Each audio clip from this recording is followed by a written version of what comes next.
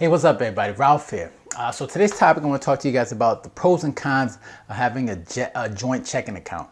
Now, if you're thinking about moving in with a significant other, or you just got married, you're probably wondering if having a joint account is something that you guys should jump into. Because obviously, when it comes to like divorce is one of the biggest reasons for why people get divorced is through finances. So I think it's important to have this discussion before you decide, to when it comes to bringing money together. I think it's important to have this discussion so you can prepare things better and know what you're getting into. So you at least have an idea what the other person that you're with, how they want to go about bringing money together, how they want to manage money, having that conversation so you can avoid problems in the future. So quickly, I'm just going to go over just the pros and cons so you at least have an awareness of how to making that decision going forward.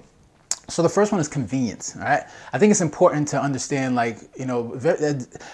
having a joint checking account is very convenient for a person, for the two people, because you know what money's coming in and you know what money's going out. So if you're someone that's if you guys are trying to set goals, like when it comes to like having children, you want to make sure you're putting money away for the children's education, or you want to set up money for a retirement account. It makes it very convenient to know all the money that's coming in and what's going out. So it makes it so much easier and convenient to set goals and trying to get things done for the future. So obviously you want to have that conversation. You want to make sure that you know where all the money is centralized, so you can plan for the future. So it makes it very convenient. All right. The second one is it's easy to keep track of bills.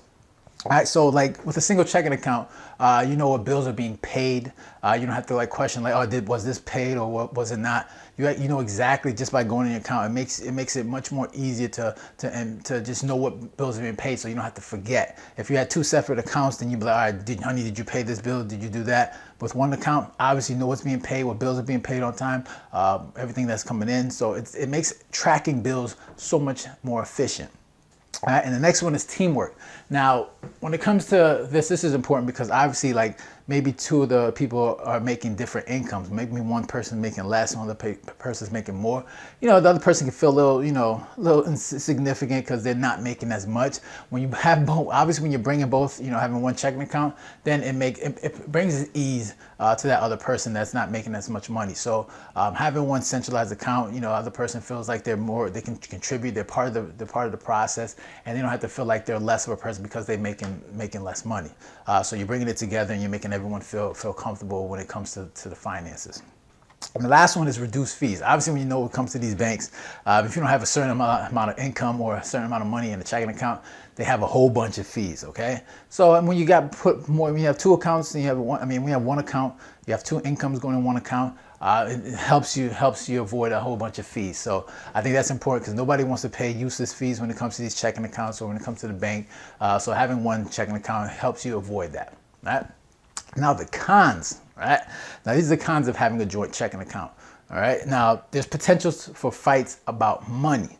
Right? So every person is particular when it comes to the money.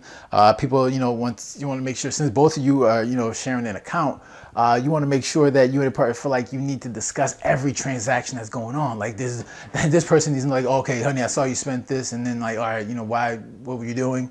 Like, no one wants to have to ask questions for certain purchases that they make. People like their independency when it comes to money.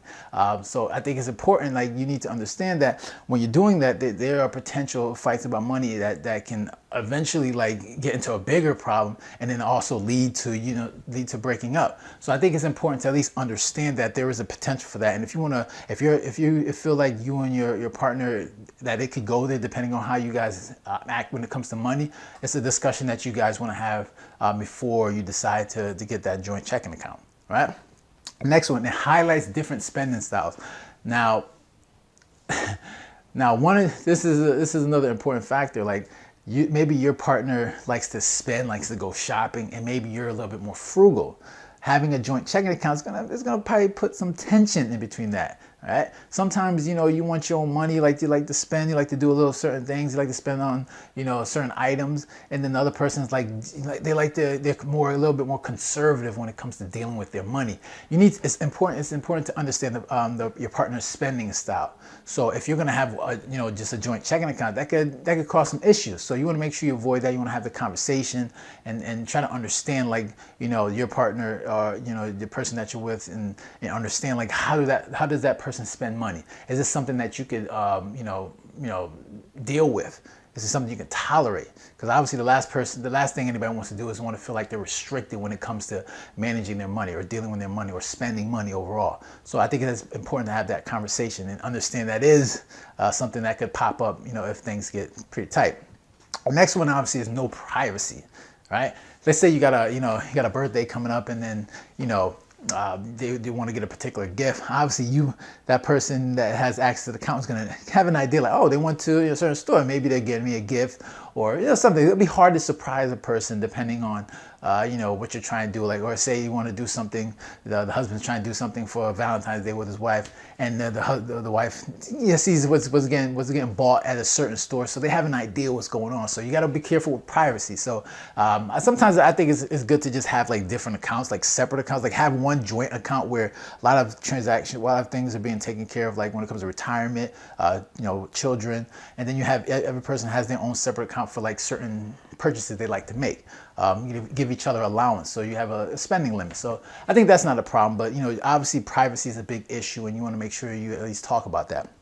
And the last thing is difficult to separate.